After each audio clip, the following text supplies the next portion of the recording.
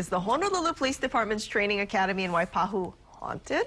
Well, some say it is. Yeah, on this Halloween night, the department has allowed us to share another video, the unexplained paranormal experiences of a former security guard. During the day, it's a pretty busy place with all the officers, training staff, and recruits on campus. But once the sun goes down, oh, this place is totally different. It's dark, no traffic, no pedestrians, nothing. And that's when strange things start to happen. That's why I hate coming here at night. But believe it or not, the HPD has overnight security guards to keep an eye on this place. One of them is a friend of mine named Tony. Well, one night, as he was doing his building checks, he heard a sound like wood clanking together. Now, no one was supposed to be here that night, so he went to go check it out. As he passed the K-9 building, he could hear the dogs going nuts in the kennels, running around, barking, kicking their food dishes, so he knew he wasn't the only one who could hear it.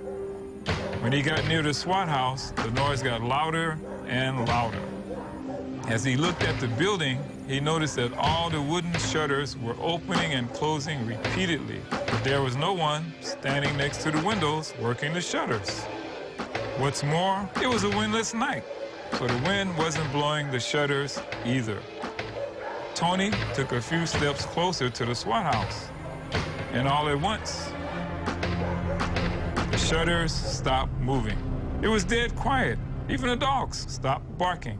Tony slowly walked towards the SWAT house, peeked in through the window and said, "Hello? Anyone here?" But no one answered, and the building was empty. But wait, Tony's story doesn't end there. A couple of nights later, Tony was doing his regular routine, closing the front gate, making sure it was secured, and doing his checks around the property. Everything seemed normal, and of course, he was the only one at the academy, so he decided to sit down in the breezeway to pass the time. But as he stared out into the parking lot, he noticed an old lady dressed in white walking towards him. At first, he thought the lady may have been lost or needed help. So Tony waved at her to get her attention, but she didn't respond and kept walking toward him. The funny thing crossed his mind. He didn't hear the gate open, so how did she get in? As Tony stood up to ask the old lady, she disappeared. Tony thought, oh no, not again. But this time, he decided he better call his supervisor about it. So he turned, and guess who's standing there? Yep, the lady in white. And guess what? She starts slowly walking towards him, eyes fixed and staring at him. By now, Tony is freaking out. He's so scared. He can't move. He's frozen. She's so close to him that he notices that her face looks angry. He tries to yell or scream. Nothing comes out. Then whoosh, she disappears again.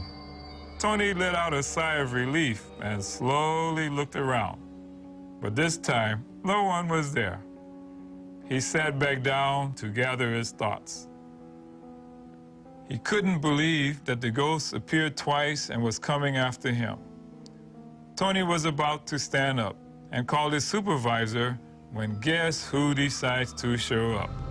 Yep, the old lady was back, and this time she was sitting right across from him. This was too much for Tony to handle. He sprang up and booked it the heck out of there. See, Tony should have taken my advice the first time, and none of this would have happened.